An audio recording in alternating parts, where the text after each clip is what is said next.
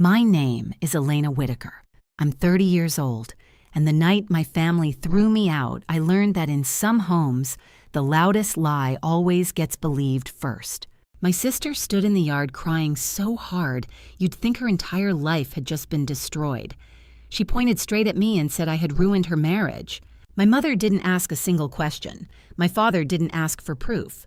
He just stared at me with a kind of cold disgust I had never seen before and shouted, "Get out! You're not worthy of this family." Then he started throwing my things onto the lawn. My shoes landed in the wet grass.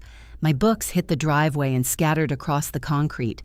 A framed photo of our family cracked when it struck the stone path. My sister kept sobbing that I had introduced her husband to the woman who destroyed their home, that I had opened the door to his betrayal, that none of this would have happened if I had stayed out of her life. I knew she was lying. I knew it the second the words left her mouth. But when your own mother refuses to look at you, and your father is pushing your suitcase off the porch with his foot, the truth suddenly feels smaller than shame. So I didn't scream. I didn't beg. I picked up what I could carry, walked down the driveway, and left. 1 week later, I was sitting alone in a tiny rented carriage house on the east side of Charleston, South Carolina, trying to remember what quiet felt like again when an email arrived. The sender made me sit up straight. The subject line made my stomach drop. I opened it, read it once, then again.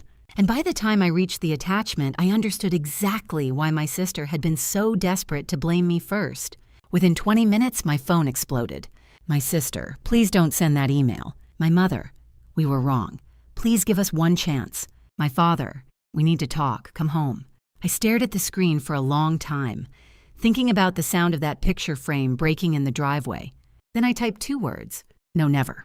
But before I show you what was inside that email and why it turned my family from righteous to terrified in less than an hour, tell me this.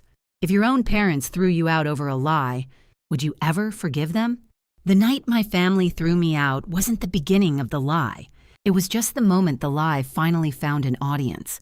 3 days after I left, I was sitting on the narrow wooden steps of the small carriage house I had rented on the east side of Charleston.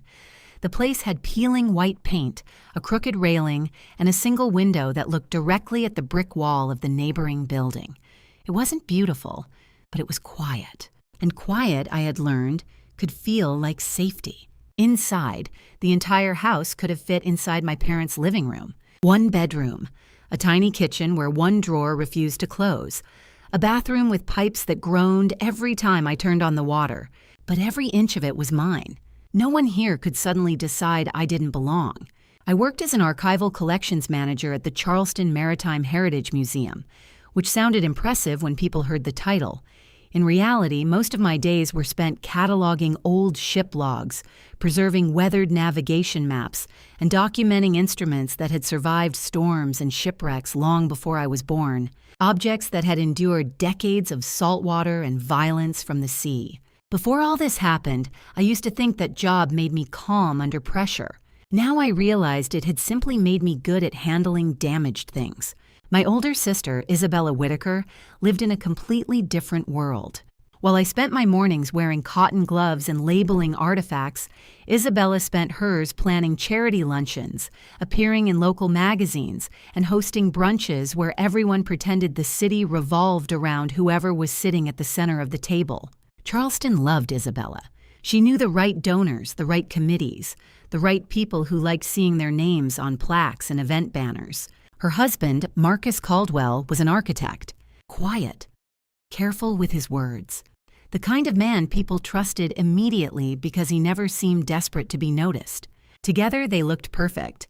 To outsiders, they were the kind of couple Charleston magazines loved to photograph. To anyone who knew Isabella long enough, they were something else entirely. Managed. 3 days after I moved into the carriage house, my best friend Lena Morales showed up with takeout and a level of anger on my behalf that could have powered the entire neighborhood. Lena designed museum exhibits for a living. She wore paint stains on her jeans like they were part of her personality, and once got banned from a donor luncheon for telling a board member his vision was just expensive nonsense with dramatic lighting. She sat cross-legged on my living room floor while we ate noodles out of cardboard boxes. I told her everything. The shouting, the accusation, The moment my father threw my suitcase into the yard, the way my mother stood on the porch and refused to meet my eyes. When I finished, Lena set down her chopsticks slowly. "That story is too clean," she said. "What do you mean?" "Your sister didn't invent that accusation in the moment." I frowned. "She was hysterical." "No," Lena said quietly. She was prepared. The word hung in the room like smoke. Prepared. I wanted to argue, mostly because the alternative meant something worse. "Maybe I missed something," I said. "Maybe I really did introduce Marcus to someone without realizing." Lena leaned forward immediately. "Elena, stop." Her voice wasn't loud, but it cut straight through my spiraling thoughts. "That's exactly what people like Isabella rely on," she said. "They push the story so confidently that you start doubting your own memory." I looked down at the floorboards. Part of me hated how reasonable that sounded. Then Lena said the sentence that quietly changed everything. "So stop thinking emotionally." I looked up. "Start thinking historically." "Historically?" She nodded. "What happened before the lie?" For a moment, neither of us spoke. Outside, a car passed slowly down the street. Somewhere nearby, a dog barked twice and then fell silent again. The room smelled faintly like paint and takeout noodles. "What do you mean?" I asked finally. Lena rested her elbows on her knees. "People don't usually explode out of nowhere," she said. "They build stories first. Your sister accused you instantly. That means she had already decided you were the villain before that night even happened." My stomach tightened, because the more I thought about it, the more it made a terrible kind of sense. Isabella hadn't hesitated. She hadn't asked questions. She hadn't even sounded surprised. She had sounded certain. Lena pulled her phone from her pocket. "Which means," she said, "something scared her enough that she needed someone else to blame." My pulse ticked faster. "Scared of what?" Lena shrugged slightly. "That," she said, "is what we're going to find out." She stood up and walked toward the crooked kitchen drawer, tugging it open and letting it fall halfway out before pushing it back again. "Even this drawer knows it's broken," she muttered. Then she looked back at me. "Doesn't mean you pretend it works." For the first time since I left my parents' house, I felt something other than exhaustion. Not peace, not yet, but something close to determination. And if you're wondering why I didn't just walk away and start over somewhere else, why I didn't simply forget the lie and rebuild my life quietly, the truth is simple. Because the moment someone convinces the people you love that you're the villain, the lie doesn't stay behind you. It follows you. Into every room, into every silence, into every version of the future you try to build. And I wasn't going to spend the rest of my life living inside a story that wasn't true. But what I didn't know yet was this. By the end of that week, one accidental email would expose a secret my sister had spent months trying to hide. And the moment that truth appeared in writing, the same family who threw me out would suddenly be terrified of what I might do with it. And if you've ever seen a lie collapse when the proof finally appears, you already know.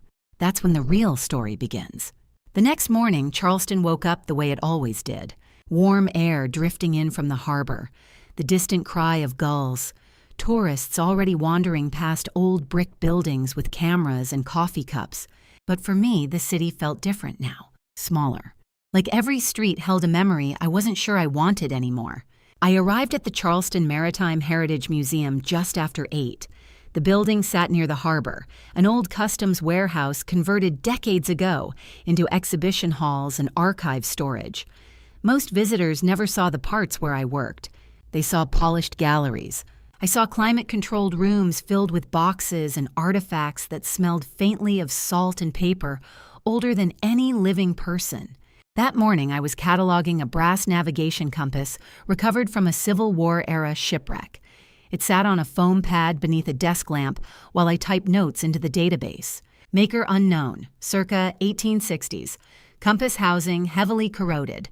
I rotated the instrument slowly in my hands. It had survived storms, war, and the bottom of the Atlantic Ocean. And somehow I was the one who felt broken. At 9:12, my phone buzzed on the desk beside me. A text from Lena. "Lena, I found someone who might talk." I frowned. "Me? About what?" 3 dots appeared almost instantly. "Lena, your sister." My stomach tightened. A minute later, another message came through. "Lena, her name is Rachel Bennett. She co-chaired 2 charity galas with Isabella last year." Rachel Bennett. The name sounded vaguely familiar. Charleston's nonprofit circles were small. The same dozen people appeared at every fundraiser, committee meeting, and preservation event. Me. Why would she talk to us? Lena replied almost immediately, Lena, because she's annoyed. That alone made me curious. Annoyance in Charleston society was often the closest thing people ever came to honesty. We agreed to meet Rachel that evening at a small wine bar near King Street, a place where the lighting was low enough that people could pretend they weren't gossiping even when they absolutely were. The entire afternoon dragged. Every time I tried to focus on work, my mind wandered back to the night in my parents' yard.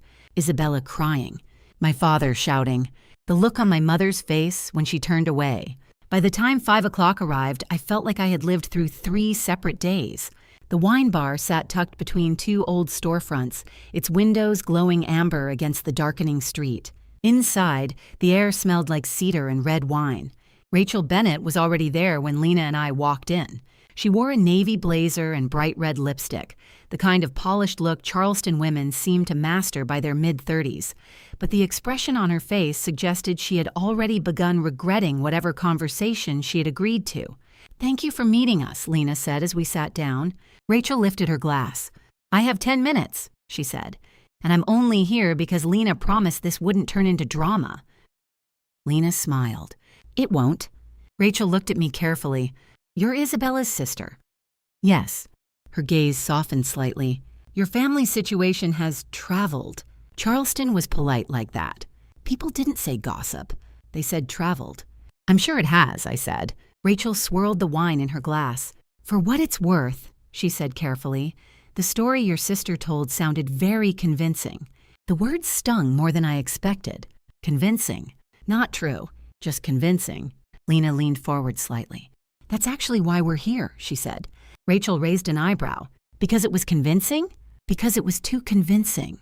Rachel didn't answer immediately. She took a slow sip of wine. Then she asked the question I had been quietly dreading. "What exactly do you want to know?" Lena didn't hesitate. Why was Isabella so ready to blame Elena? Rachel froze for just a moment. Not long, but long enough. She looked toward the bar, then back at us. "That's not really my business," she said. "It became mine the night she accused me," I replied quietly. For several seconds, Rachel said nothing. Then she sighed and set her glass down. "Fine," she said softly. Her voice lowered just enough that the people at the next table wouldn't hear. There were rumors. My pulse jumped. "About Isabella?" Rachel nodded once. "About her and a man who worked on the Preservation Council." Lena's eyes sharpened immediately. "What man?" Rachel hesitated. The hesitation said more than the answer ever could. Finally, she said the name. Evan Mercer. The name hit me like a distant echo.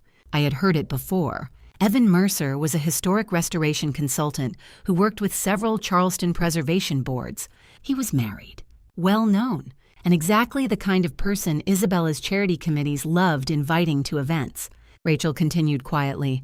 "Nothing public ever surfaced," she said. "Just whispers. Late meetings, private strategy sessions, that sort of thing." "Affair rumors?" Lena asked. Rachel lifted one shoulder. "In Charleston, we call them questions." My chest tightened. "And my sister knew about these rumors?" Rachel gave me a look. "Oh, she knew." "Then why accuse me?" Rachel leaned back slightly. And for the first time since we arrived, she looked genuinely uncomfortable. "Because," she said slowly, "right before the divorce filing, Isabella started asking very strange questions about Marcus." The room suddenly felt colder. "What kind of questions?" I asked. Rachel's voice dropped again. She wanted to know if anyone had seen him talking to other women at events. My stomach twisted. She asked if he seemed distracted. Rachel tapped her finger lightly against the wine glass. "And once," she added quietly, she asked if anyone thought he might already be cheating. The pieces clicked together in my mind with a terrible kind of clarity. Isabella hadn't been defending herself. She had been preparing a story where Marcus was the one who betrayed her, and I was the convenient bridge that made the lie believable. Lena spoke the thought out loud. She needed someone else to blame first. Rachel didn't disagree. Instead, she glanced toward the door. "I should go," she said, standing.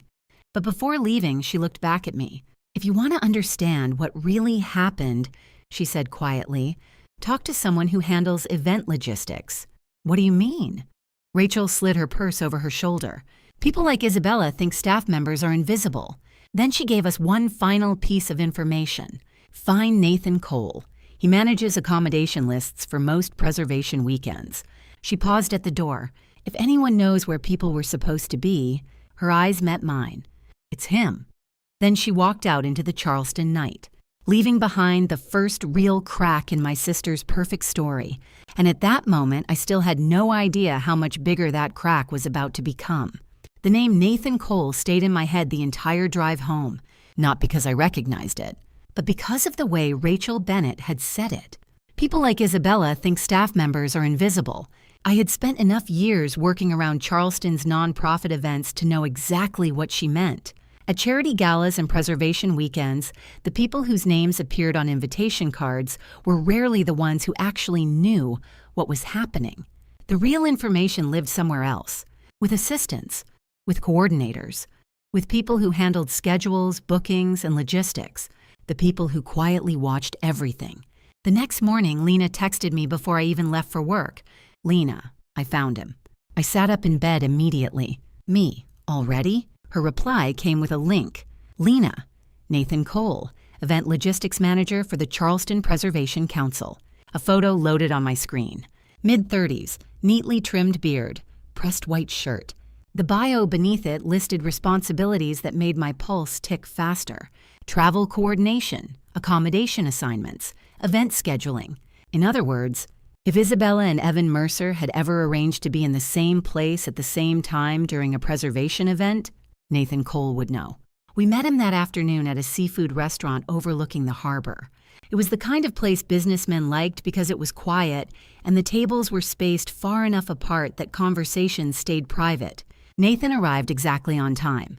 The first thing I noticed was how careful he looked. Not nervous, just precise, like a man who preferred order and avoided unnecessary complications. He shook Lena's hand first, then mine. Lena said you wanted to ask about preservation events, he said calmly. His eyes flicked briefly toward the harbor before returning to me. Specifically about your sister. There was no point pretending otherwise. Yes. He studied me for a moment. Before we start, he said, sitting down, I want to make something clear. What's that? I'm not here for revenge.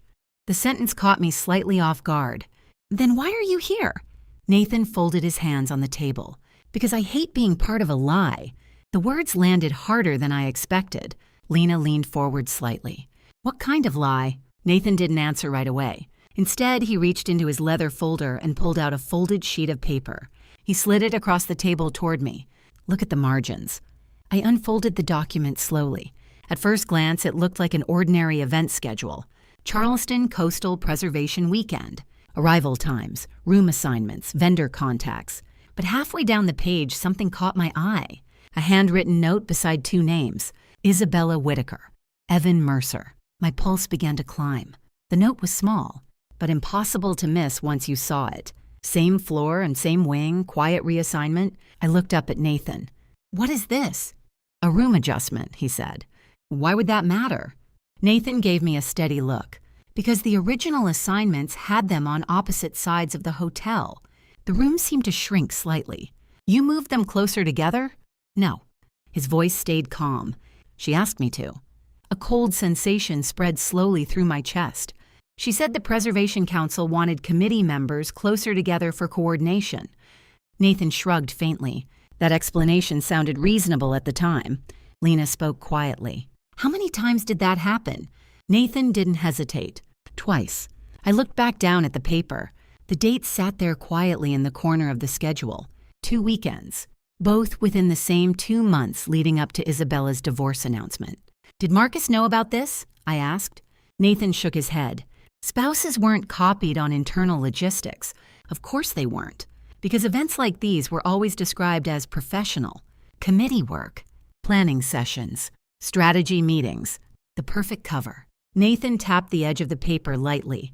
Your sister wasn't asking questions like a suspicious wife, he said. She was asking questions like someone building a defense. The words landed heavily. I thought back to what Rachel had told us. Isabella asking if Marcus seemed distracted, if anyone thought he might already be cheating.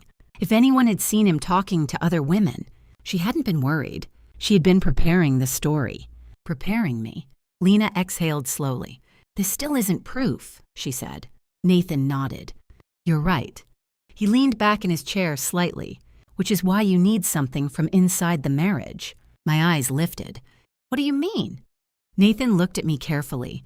Marcus Caldwell suspected something was wrong months ago. The statement sent a ripple of tension through my chest. Did he tell you that? No. Nathan paused. But people who handle schedules learn to notice patterns. What kind of patterns? Late-night room service orders. My stomach tightened. Private wine deliveries. Lena's eyes narrowed. And? Nathan's voice stayed calm. And one very specific request your sister made during the second preservation weekend. What request? Nathan looked directly at me. She asked that a separate elevator access code be activated for their floor after midnight. The silence at our table grew heavy. Lena spoke first. That's not normal, is it? Nathan shook his head once. No. The harbor breeze drifted faintly through the restaurant windows. For a moment, none of us spoke. Then I asked the question that had been slowly forming in my mind. If Marcus suspected something, Nathan nodded slightly. Then he might already have proof. That possibility changed everything. Because if Marcus Caldwell had been quietly collecting evidence before Isabella blamed me, then the lie she told in my parents' yard hadn't just been desperate. It had been timed perfectly, to make sure no one looked too closely at her first. Nathan folded the schedule back toward himself. There's one more thing, he said. My pulse tightened again. What? He slid the paper back into his folder. Marcus asked the hotel for a copy of a reservation confirmation months ago. I frowned. Why? Nathan's expression stayed neutral. Because the hotel name didn't make sense. What hotel? Nathan held my gaze. A boutique property outside Charleston. My chest went completely still. What's it called? Nathan answered without hesitation. Ashford Harbor House. And at that moment, I had no idea that the same hotel would soon send an email that would tear my sister's entire lie apart. The name Ashford Harbor House stayed in my mind long after Lena and I left the restaurant. Charleston's evening air was warm and heavy, carrying the faint smell of salt from the harbor. Cars rolled slowly along the waterfront street, their headlights reflecting off the dark water. But I barely noticed any of it, because the moment Nathan Cole had said that hotel name, something deep in my memory had stirred. Not recognition. Not exactly. More like a half-forgotten detail trying to force its way back into focus. Lena unlocked her car and slid into the driver's seat.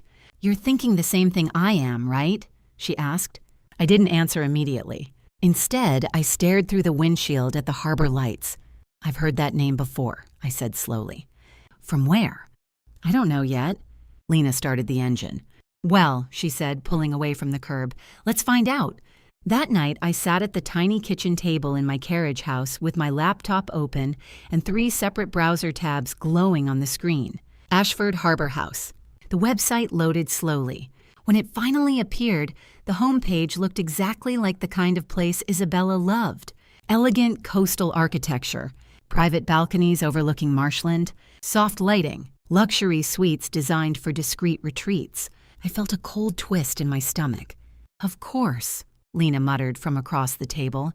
She leaned forward, scrolling through the hotel's photos. This is exactly where someone would go if they didn't want to be seen. Charleston had plenty of luxury hotels downtown, but Ashford Harbor House wasn't downtown. It sat nearly 40 minutes outside the city near a quiet stretch of coastal marshland. Private. Hidden. The kind of place couples visited when they wanted the world to forget they existed for a weekend. I clicked open the reservation policies. Corporate events. Private bookings. Donor retreats. Then something caught my eye. A section labeled Event Partnerships. And suddenly the memory snapped into place. Oh my God, I whispered. Lena looked up. What? I turned the laptop toward her. Last year, I said, my voice tightening slightly, the museum hosted a donor appreciation dinner there. Lena frowned. So? So I helped coordinate the logistics. Her eyes widened slightly. You're telling me your work email was connected to the hotel? Not exactly, I said. But the more I thought about it, the more the idea began forming. For large events, hotels sometimes kept secondary contact emails attached to reservation profiles, administrative contacts, backup billing notifications, the kind of details nobody remembered after the event ended, unless someone accidentally reused the profile later. My pulse started climbing. "Wait," Lena said slowly. "You think Isabella might have booked a room using the same event profile?" "It's possible. And if she forgot to remove your email..." I finished the thought for her. The hotel system might send administrative notices to me. For a moment, neither of us spoke. Then Lena leaned back in her chair. "Well," she said quietly, "that would be incredibly stupid." Isabella wasn't stupid, but she was careless. Careless in the way people sometimes became when they believed no one was watching. Still, this theory was nothing more than a guess, and guesses didn't fix families. They didn't undo lies. I rubbed my eyes. "We might be chasing nothing," I muttered. Lena crossed her arms. "Maybe. But maybe not." The room fell silent again. Outside, a motorcycle roared down the street and faded into the distance. I stared at the laptop screen for a long time. Part of me wanted to close it, to forget everything, to let Isabella keep her story and move on with my life somewhere far away from Charleston. Because fighting this, fighting my own family, felt exhausting in a way I couldn't even describe. Lena must have seen the doubt creeping back into my expression, because she suddenly reached across the table and shut the laptop halfway. "Elena!" I looked up. "If you quit now," she said calmly, "the lie becomes permanent." The words landed harder than anything she had said that night. Permanent. A permanent story where I was the sister who destroyed a marriage, the daughter who betrayed her own family, the person Charleston whispered about at charity dinners. I straightened slowly.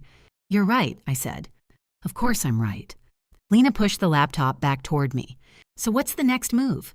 I took a slow breath. Then I opened a blank email window. Recipient, Guest Relations, Ashford Harbor House. My fingers hovered over the keyboard for a moment. Then I began typing. "Hello. I'm writing regarding a possible administrative error connected to a previous donor event reservation profile. Last year, the Charleston Maritime Heritage Museum held an event at your property, and my work email may have been attached as a secondary notification contact. If that profile has been reused for any recent reservations, it's possible some automated notices were misrouted. Could you confirm whether any booking confirmations or billing summaries were sent to my address by mistake?"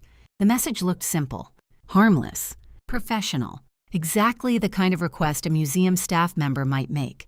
I read it twice before sending. Then I clicked send. The email disappeared into the digital void, and suddenly the room felt much quieter than before. Lena leaned back in her chair. "Well," she said, "that was easy." "Easy?" I laughed softly. "That message might lead to nothing. Or," she replied calmly, "it might lead to everything." I closed the laptop, and for the first time in days, exhaustion washed over me. "Now what?" I asked. "Now we wait." Waiting turned out to be the worst part. The next morning, I checked my inbox every 10 minutes. By lunchtime, I hated myself for hoping. By 3 in the afternoon, I was convinced the idea had been ridiculous from the beginning. And by 4 o'clock, I was standing in the museum archive room holding an antique brass compass when my phone buzzed in my pocket. One new email. Sender, Ashford Harbor House, Guest Relations. Subject line, correction of secondary notification contact. My heart began to beat faster because suddenly, the impossible idea Lena and I had chased the night before no longer felt impossible at all. And I had no idea that opening that email would change everything. The museum archive room was silent except for the soft hum of the climate control system. I stood there for several seconds staring at my phone.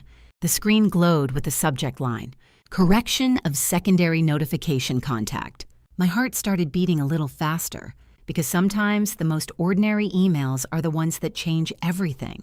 I set the brass compass gently back on the foam pad and wiped my hands on my jeans before opening the message. The email itself looked completely normal. Professional, polite, brief. Dear Ms. Whitaker, thank you for bringing this matter to our attention.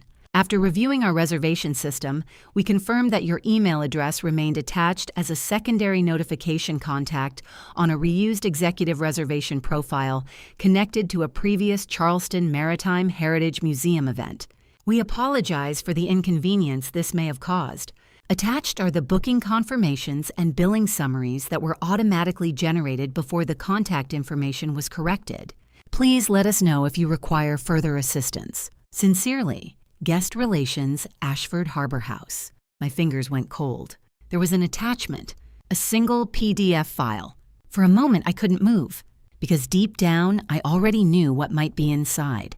The moment felt strangely similar to standing at the edge of deep water, knowing that once you stepped forward, you couldn't pretend the ocean didn't exist anymore. I tapped the file. The document opened slowly. Page 1 loaded. And the first name I saw on the reservation nearly knocked the air out of my lungs. Isabella Whitaker. The room seemed to tilt slightly. Below her name was another one. Evan Mercer. My eyes moved down the page. Suite numbers. Arrival dates. 2 adjoining suites. Weekend reservations. Wine service ordered late at night. Private balcony access. Discreet guest preferences requested. I flipped to the next page. Then the next. Each line was clean, precise, administrative. The kind of records no one could argue with because they weren't opinions. They were logistics. Hotel reservations didn't cry. They didn't scream. They didn't accuse anyone in front of a family home. They simply recorded what happened. 2 separate weekends, 2 adjoining suites. Both during the same stretch of time, Isabella had been telling everyone her marriage was falling apart because of me. I exhaled slowly.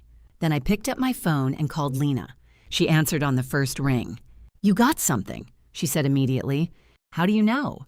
"Because you never call me during museum hours unless something exploded." I swallowed. "Not exploded." A pause. Then I said the words that changed everything. "I have proof." There was silence on the other end of the line. Then Lena said very quietly, "Read it to me." So I did. I read every line of the booking summary, every date, every suite number, every late-night service request. When I finished, Lena didn't speak for a moment. Then I heard the sound of a car door slamming. "You still at the museum?" she asked. "Yes." "Good." Her voice had changed. Sharper now. Focused. "Stay there." "Why?" "Because I'm on my way." 20 minutes later, Lena burst into the museum parking lot like she had just driven through a hurricane. We sat inside her car with the PDF open on my phone between us. The afternoon sunlight streamed through the windshield, illuminating every detail of the document. Lena leaned closer to the screen. "This is clean," she said. "Too clean." "What do you mean?" "It means your sister can't cry her way out of it." She tapped the reservation dates. "These are hotel records." I nodded slowly. "Administrative records." "Exactly." Lena leaned back in her seat and let out a long breath. "This," she said, "is why people who lie hate paperwork." For a long moment, neither of us spoke, because we both understood what this meant. The lie Isabella told in my parents' yard had been dramatic, emotional, loud enough to drown out the truth. But this was quiet, simple, and impossible to argue with. I stared down at the phone again. "What do I do now?" I asked. Lena didn't hesitate. "You confront her." My stomach tightened immediately. "You're sure?"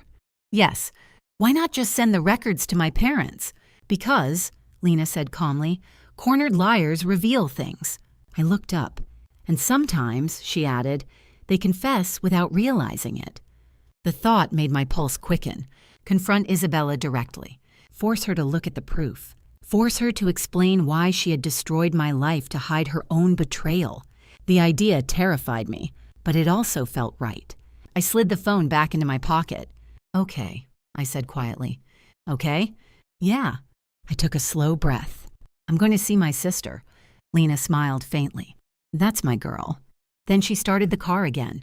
As we pulled out of the museum parking lot, Charleston's late afternoon traffic crawled along the waterfront. People walked past restaurants. Tour boats drifted across the harbor. The entire city looked exactly the same as it had that morning. But my life was about to change again. Because within the next hour, I was going to walk into my sister's townhouse holding the one piece of proof she never thought anyone would see. And the moment Isabella Whitaker realized her lie had been exposed, everything she had built would start to fall apart. And if you've ever watched someone realize their secret is finally out, you already know the next few minutes were about to get very interesting. Isabella Whitaker's townhouse stood on a quiet street just a few blocks from the historic district, the kind of place Charleston magazines loved to photograph. White shutters, perfect flower boxes, a small wrought iron balcony overlooking the street. Everything about it looked polished, controlled, exactly like Isabella. Lena parked across the street and turned off the engine. "Well," she said calmly, "this is it." My stomach twisted. For a moment, I sat there staring at the townhouse. Just a week earlier, I had been standing in my parents' yard while my sister cried and told them I had destroyed her marriage. Now I was the one holding the truth. And somehow that felt heavier than the lie ever had. "You ready?" Lena asked. I took a breath. "No." She nodded. "Good." I frowned. "Good?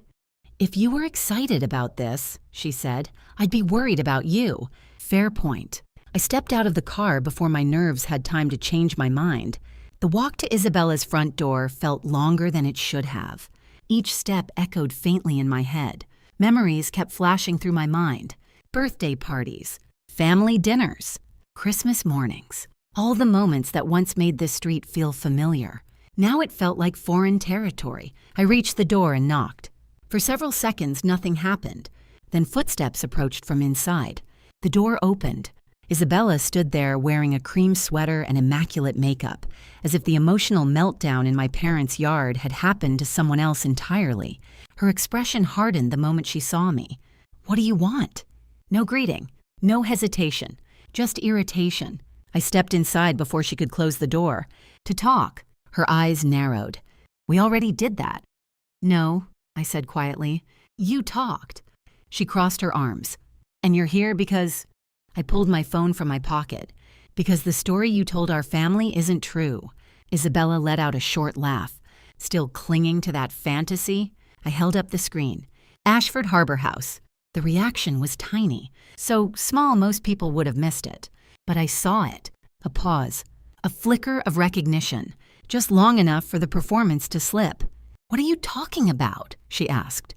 I walked closer and opened the PDF on my phone. Then I turned the screen toward her. Her eyes dropped to the document. For a moment, she didn't move. Then her fingers tightened slightly against the edge of the phone. "When did you get this?" she whispered. "From the hotel." Her head snapped up. "That's impossible." "Not really." I kept my voice calm. "You reused an old reservation profile connected to a museum event." The color slowly drained from her face. "And the hotel accidentally sent the billing summaries to my email." The silence between us grew heavy. Isabella stared at the screen again. Then she straightened suddenly. "So what?" she snapped. The shift was immediate. Denial. Then anger. "You went digging through my private information?" "No." "You're spying on me now?" "No," I repeated quietly. "You told on yourself." Her eyes flashed. "You have no idea what you're talking about." I scrolled to the second reservation page. 2 adjoining suites. 2 weekends. Wine service after midnight. "Do I?" I asked softly. For a long moment, Isabella said nothing. Then she turned away and walked toward the kitchen. Her heels clicked sharply against the tile floor. "This proves nothing," she said. "Business trips happen." "Together?"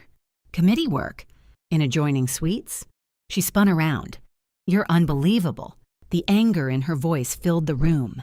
But underneath it, I could hear something else. Fear. "You destroyed my marriage," she continued. "That's the story you told everyone." "Because it's true." I stepped closer. "Then explain Evan Mercer." The name landed like a stone in the room. Isabella's jaw tightened. "He's a colleague." "Colleagues don't request private elevator access after midnight." Her eyes widened slightly. For the first time since I walked in, she looked uncertain. "You don't understand how stressful this year has been," she said quickly. "Marcus and I were already having problems." I held up the phone again. "Then why blame me?" The question hung in the air between us. Isabella looked at the floor, then back at me. For several seconds, she didn't answer, and in that silence, I realized something important. She wasn't searching for the truth. She was searching for the next version of the lie. Finally, she exhaled sharply. "Marcus was already leaving," she said. The words came out flat, defensive, like a rehearsed explanation. "But that still doesn't explain something," I said quietly. "What?" "Why accuse me?" Her eyes met mine, cold, calculating. And then she said the sentence that ended any sympathy I still had left. Because you were convenient. The room went completely still. Convenient. My life. My reputation. My relationship with our parents. All of it. Just collateral damage. I felt something inside me settle. Not anger, something colder. Phenol. I slipped the phone back into my pocket. Then I turned toward the door. That's it? Isabella said. I stopped but didn't face her. You ruined everything and now you're just leaving. I looked back at her one last time. No. My voice stayed calm. You ruined everything. Then I walked out of the townhouse. Halfway down the block, my phone started vibrating in my pocket. Once, twice, 3 times. When I looked at the screen, Isabella's name filled it. Call after call. Behind those calls, I knew something had finally happened. Because the moment Isabella realized I had proof, she understood something else too. The story she told our family was about to collapse. And when lies collapse, people start panicking. By the time I reached Lena's car, my phone had already rung 6 times, all from Isabella. I stared at the screen for a moment before silencing it. Lena watched my face carefully as I climbed into the passenger seat. Well, she asked. I closed the door slowly. She admitted it. Lena blinked. What? She didn't say the word affair, I explained, but she said Marcus was already leaving, and that blaming me was easier. Lena leaned back in her seat. Then she let out a long breath. Wow, her voice held equal parts disbelief and satisfaction. That woman really is unbelievable. I stared down at my phone again. Isabella was still calling. Over and over. What did you say after that? Lena asked. I left. Lena turned her head. You just walked out? What else was there to say? For a moment, Lena studied me like she was trying to decide if I was serious. Then she nodded slowly. Honestly, that might be the smartest move you've made all week. The phone buzzed again. Another call. Still Isabella. But this time, a new message appeared beneath the missed calls. Isabella. Elena, please answer. I didn't respond. Instead, I locked the phone and slipped it into my pocket. Let's go, I said. Where? Back to the carriage house. Lena started the engine. Charleston's late afternoon traffic crawled slowly along the streets as we drove east. Tourists wandered along sidewalks. Restaurants buzzed with early dinner crowds. The city looked peaceful, normal, which made the chaos unfolding inside my phone feel even stranger. By the time we reached my street, 3 new messages had arrived, but they weren't from Isabella anymore. They were from my mother. Mom, Elena, please call me. Mom, we need to talk. Mom, your sister said you're threatening her. Lena parked the car and glanced at my screen. That was fast. Yeah, which means Isabella's already trying to control the narrative again. I stepped out of the car slowly. For a moment, the evening air felt strangely cool against my face. The small carriage house stood at the end of the driveway, its crooked window glowing softly with the light I had left on earlier. Just a week ago, it had felt like exile. Now it felt like the only place where the truth still belonged to me. Inside, Lena dropped onto the couch while I sat at the tiny kitchen table. My phone buzzed again. This time, the message came from my father. Dad, call us immediately. The tone alone made my stomach tighten. Not concern. Not curiosity. Authority. As if he still expected obedience. Lena watched me carefully. You going to answer? I shook my head. Not yet. Good. Why good? Because right now, she said calmly, they only have Isabella's version. I looked at the phone again. And if you call them first, they'll shut you down before you finish a sentence. She leaned forward slightly. But if you send them the proof, the rest of the sentence didn't need to be finished. For the first time that evening, I felt something like control returning. The email from Ashford Harbor House was still sitting in my inbox. Clean, professional, undeniable. Lena stood up and walked over to the table. Show me the document again. I opened the PDF and slid the phone across the table. She studied it quietly. Then she nodded. Yeah, she said. This is solid. I swallowed. You really think this will change their minds? Lena looked up. I don't know. Her honesty didn't surprise me, but it will change the story. And that, I realized, was the real goal. Not revenge, not humiliation, just the truth. I opened my laptop again. The blank email screen glowed softly in the dim kitchen light. Who are you sending it to? Lena asked. My parents. And and Marcus. She nodded approvingly. Good call. I added one more name, Isabella Whitaker. Lena raised an eyebrow. You're including her? Yes. Bold move. Honest move. For several minutes, the only sound in the room was the quiet tapping of my keyboard. I wrote slowly, carefully. No insults, no anger, just facts. When I finished, the message looked almost painfully calm. Subject, correction of false accusation. Earlier this week, I was accused of causing Isabella and Marcus's marriage to fail. Today, I received an administrative email from Ashford Harbor House confirming my museum email address had mistakenly remained attached to a reused reservation profile. Attached are the booking confirmations and billing summaries associated with that reservation. These records document Isabella Whitaker and Evan Mercer reserving adjoining suites during the same time period in which Isabella redirected suspicion toward me. I will not continue carrying blame that was created to protect someone else's actions. Lena read the message over my shoulder. Then she smiled. Clean, she said. Very clean. I hovered over the send button. My heart began beating faster again, because the moment I pressed it, everything would change. Ready? Lena asked quietly. I took one last breath. Then I clicked send. The email vanished from the screen. For a few seconds, nothing happened. Then my phone buzzed. Once, twice, 3 times. I looked down. 3 new notifications. Isabella calling again. My mother calling. My father calling. Lena leaned back in her chair slowly. Well, she said softly. That didn't take long. I stared at the screen as the phone continued vibrating in my hand. Because suddenly, the same family who had thrown me out without a single question was desperate to talk. The calls didn't stop. By the time the clock on my kitchen wall reached 8:30 that night, my phone had rung more than 15 times. Isabella, my mother, my father, even Marcus once. The screen kept lighting up like a silent alarm. Lena watched the whole thing from the couch, arms folded, completely unimpressed. Look at that, she said calmly. What?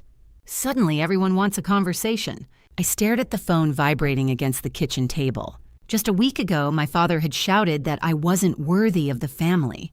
Now he was calling every 5 minutes. Funny how quickly certainty disappears when proof shows up. A new message appeared. Mom, Elena, please answer. We need to fix this. Fix this. The phrase made something twist in my chest, because the night I stood in their yard with my belongings scattered across the grass, no one had tried to fix anything. They had just chosen a side. Lena stood and walked over to the window. Are you going to talk to them? She asked. Eventually. But not tonight? I shook my head. No. She nodded approvingly. Good. For a while, we sat in silence while Charleston's evening drifted quietly outside. The hum of traffic, a distant siren, the creak of the old house settling. Then my phone buzzed again, but this time the message was different. Dad, come to the house tomorrow. We need to discuss this as a family. The words felt strangely formal. Not please come, not we're sorry. Just discuss. Lena read the message over my shoulder. Well, she said, that sounds like damage control. I let out a small breath. Probably. Are you going? I thought about it. Part of me didn't want to walk back into that house ever again. The memory of my suitcase hitting the driveway still echoed in my mind. But another part of me needed something. Not revenge, closure. I'll go, I said quietly. The next evening, the drive across Charleston felt longer than usual. My parents' house stood exactly the same as it always had. The same wide porch. The same oak tree shading the front yard. The same driveway where my belongings had been thrown onto the grass. I parked at the curb and sat there for a moment. Lena had offered to come with me, but this conversation needed to happen without witnesses. I walked up the front steps slowly. Before I even knocked, the door opened. My mother stood there. She looked smaller than I remembered. Her eyes were red like she hadn't slept. Elena, she said softly. The sound of my name in her voice felt unfamiliar now. I stepped inside.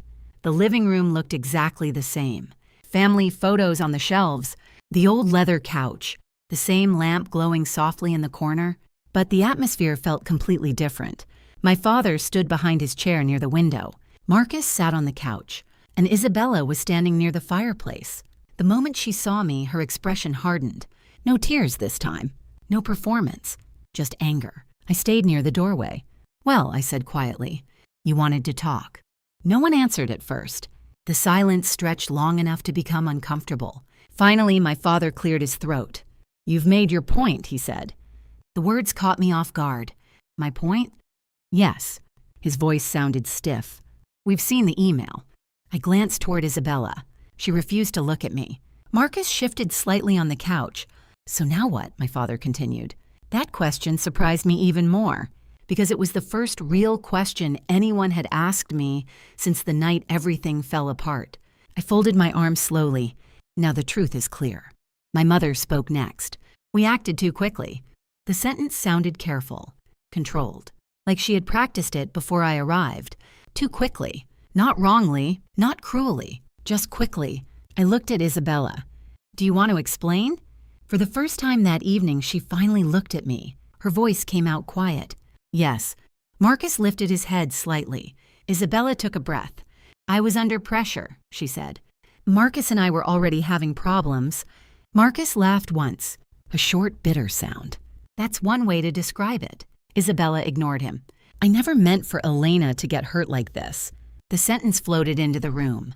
Empty, carefully worded, but still missing the one thing it needed, the truth. So I asked the only question that mattered. Did I cause your marriage to end? The room went silent again. Isabella looked down. For several seconds, she said nothing. Then finally, no. The word landed quietly, but its weight filled the entire room. Marcus leaned back against the couch, staring at the ceiling like someone who had finally stopped holding his breath. My father shifted uncomfortably behind his chair. My mother wiped her eyes. And I stood there realizing something strange. Hearing the truth should have felt like victory. Instead, it felt late and hollow, because the damage had already been done. My father finally spoke again. Now we need to move forward as a family. The sentence made something inside me go completely still, because suddenly I understood what this meeting had really been about. Not justice, containment. They didn't want the truth because it mattered. They wanted it because the lie had become inconvenient. I looked around the living room slowly. Then I said the one thing none of them expected. You're not asking for forgiveness. 4 pairs of eyes turned toward me. You're asking for control. No one denied it. And that silence told me everything I needed to know. So I turned toward the door. Elena, my mother whispered. But I didn't stop. Because I had already walked out of this house once before, and this time, everyone finally understood why. When I stepped outside my parents' house that night, the air felt colder than usual. Charleston's streets were quiet.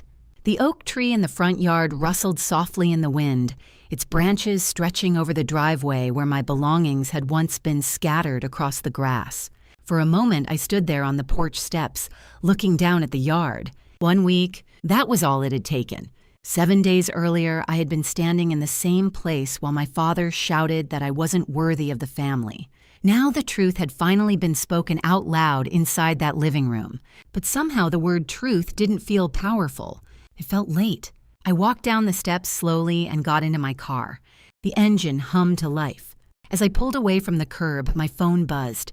A message from Lena. Lena, how bad was it? I smiled faintly. Me, about as awkward as you'd expect. 3 dots appeared. Then another message. Lena, did she admit it? I paused at a red light. Me, yes. Her reply came instantly. Lena, wow. I turned onto the main road leading back toward the east side of the city. The harbor lights shimmered faintly in the distance. For a few minutes, neither of us texted. Then Lena sent another message. Lena, what happens now? I thought about that question the rest of the drive home. What did happen now? The truth had been spoken. But stories didn't end just because someone admitted the lie, especially not in Charleston. Charleston had a way of quietly circulating information. Not loudly, not dramatically, but efficiently. By the time I pulled into the driveway of the carriage house, my phone buzzed again. This time it wasn't Lena. It was Marcus. I hesitated before answering. Then I tapped the screen. Hello? For a moment, there was only silence on the other end. Then Marcus spoke. Thank you. His voice sounded tired. Not angry, not relieved. Just exhausted. You don't have to thank me, I said. I do. He paused. I've been trying to prove something was wrong for months.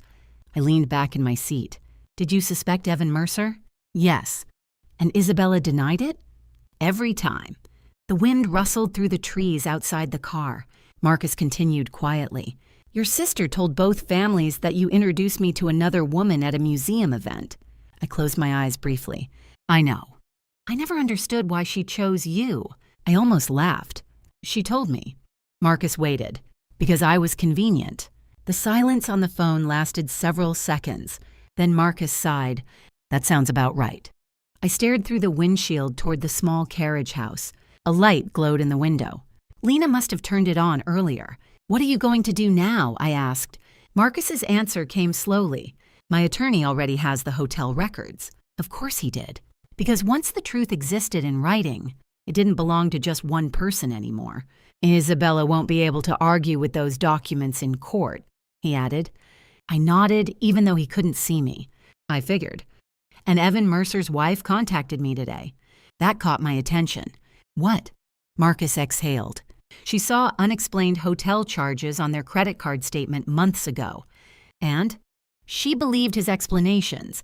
Until now, the pieces were spreading outward, quietly, uncontrollably. Charleston's nonprofit circles were small. People talked. Committee members noticed things. Donors asked questions. And once those questions started, they rarely stopped. Marcus spoke again. I'm sorry your family treated you the way they did. The apology surprised me. None of this was your fault, he added. I opened the car door slowly. I know. For the first time since the night everything happened, I really believed it. We said goodbye and ended the call. Inside the carriage house, Lena sat on the couch with a mug of tea. She looked up as I walked in. Well? Isabella admitted it. Lena raised her eyebrows. Officially, in front of my parents and Marcus, she let out a low whistle. That must have been fun. It wasn't. I sat down across from her. Actually, it was kind of sad. Lena studied my face for a moment. You okay? I thought about the living room. My father's stiff posture, my mother wiping her eyes, Isabella staring at the floor, and the strange emptiness that followed the truth. Yeah, I said finally. I think I am. Lena nodded. Good. She took a sip of tea.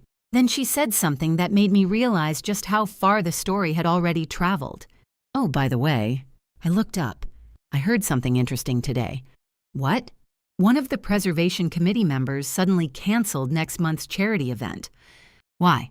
Lena shrugged. They said scheduling conflicts. But the way she said it made the real meaning obvious. People were already distancing themselves. The story had left my family's living room. And once stories like this reached Charleston's social circles, they moved faster than anyone could control. For the first time in days, I felt something close to calm. Not because my sister's reputation might suffer, but because the lie she built her entire defense on could finally stop following me. Outside, the wind shifted softly through the trees. Inside the small carriage house, the quiet felt different than it had a week earlier. It didn't feel like exile anymore. It felt like freedom. And the strangest part was, the truth hadn't destroyed my life. It had given it back to me. 3 days after the confrontation at my parents' house, Isabella showed up at my carriage house. It was early evening. The sky over Charleston was fading into soft orange and purple, and the street outside my small rented place was quiet except for the occasional passing car. I was in the kitchen rinsing dishes when I heard the knock. 3 short taps on the screen door. I froze for a moment. Because somehow I already knew who it was. When I opened the door, Isabella stood on the small wooden steps outside. No makeup, no designer coat, just a plain sweater and tired eyes. For the first time in years, my sister looked smaller. Can I come in? She asked quietly. I kept the screen door between us. Why? She glanced down at her hands. Because we need to talk. We already did that. This is different. I waited. The silence stretched long enough that she finally continued. Daniel. She stopped herself, then corrected it. Evan is denying everything beyond friendship. Of course he was. People like Evan Mercer didn't survive in Charleston's nonprofit world by admitting scandals. Marcus is using the hotel records in the divorce, Isabella continued. And my parents aren't speaking to me. Her voice trembled slightly. Mom hasn't slept in days. Dad won't even look at me. I studied her face. You got what you wanted, she added quietly. That sentence told me everything I needed to know. Not an apology, not regret, just resentment. No, I said calmly. What I wanted was not to be thrown out of my home over your lie. Her jaw tightened. You don't understand how desperate I was. You were desperate. Yes, and I was convenient. The words hung between us. Isabella flinched slightly. For a moment, I thought she might finally say something honest. Instead, she sighed. I didn't think it would go this far. It went exactly as far as you allowed it to go. She looked up sharply. That's not fair. Isn't it? The evening breeze rustled through the trees behind her. Cars passed quietly at the end of the street. For a long moment, neither of us spoke. Then Isabella asked the question that revealed exactly why she had come. Will you talk to Marcus? I blinked. What? Tell him to calm down, she said quickly. Ask him not to drag everything into court. I stared at her. You blamed me for your divorce. I panicked. You got me thrown out of my parents' house. I know. And now you want my help managing the fallout? Her shoulders lifted defensively. You're my sister. I felt something inside me shift quietly. Not anger, just clarity. You were, I said softly. Right up until the moment you decided my life was acceptable collateral damage. Isabella's eyes widened. So that's it? She snapped. You're just cutting me off forever? I thought about the last week. The accusations, the humiliation, the phone calls begging for silence the moment proof appeared. No, I said calmly. You cut me off first. She stared at me like I had betrayed her. The irony almost made me laugh. Finally, she shook her head. Unbelievable. Then she turned and walked down the steps. The screen door creaked softly as I closed it behind her. From the kitchen window, I watched her disappear down the street. And strangely enough, I felt lighter than I had in days. The weeks that followed were quieter than I expected. Marcus filed for divorce. Evan Mercer resigned from 2 preservation committees within a month. One charity board quietly removed Isabella from an upcoming fundraising event. None of it happened because I told anyone my story. The truth had simply begun moving on its own.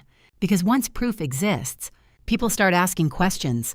My parents tried reaching out several times. My mother left a voicemail one night.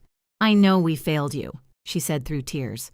It was the closest thing to a real apology I ever received. My father texted a few days later. There will always be a place for you here. I stared at that message for a long time before replying. There wasn't when it mattered. He never responded. And somehow that silence felt more honest than anything he had said before. Meanwhile, life inside the little carriage house slowly began to change. Lena helped me paint one wall a soft ocean blue. You need at least one wall that looks like the future, she said. She also brought practical gifts every few days. A toolbox, new kitchen towels, a lamp that actually lit the whole living room instead of half of it. Small things, but each one reminded me of something important. Support didn't always come from the people you expected. Sometimes it came from the people who simply chose to stay. One afternoon, about a month later, Marcus met me at a small coffee shop near the harbor. He slid a document across the table. What's this? I asked. A statement, he said. I read it slowly. A signed declaration confirming that I had never interfered in his marriage, never encouraged any inappropriate relationship, and had been falsely blamed during Isabella's attempt to hide her own actions. When I looked up, Marcus gave a tired half smile. You shouldn't have to keep defending yourself, he said. I folded the paper carefully. Thank you. As we stood to leave, Marcus added one final sentence. You were the only honest person in a house full of performance. The words stayed with me long after he left, because that had been the real center of the entire story. Performance. Isabella performed victimhood. My mother performed peace. My father performed authority. And for years, I had performed forgiveness. But the moment I stopped performing, everything changed. On the anniversary of the night I was thrown out of my parents' house, my phone buzzed with a single message from my mother. I still pray you come home. I stared at the words for a long time. Then I typed a reply. I came back to myself. That has to be enough. And it was. Because the real ending to this story wasn't the email that exposed the truth. It was what happened after. The moment I realized something simple. Sometimes the most powerful revenge isn't destroying the people who hurt you. Sometimes it's refusing to carry the lie they tried to bury you under. Sometimes it's letting the truth stand quietly on its own. And sometimes it's answering a lifetime of pressure with just 2 words. No, never. And if stories like this remind you how powerful truth and self-respect can be, you already know why they deserve to be shared.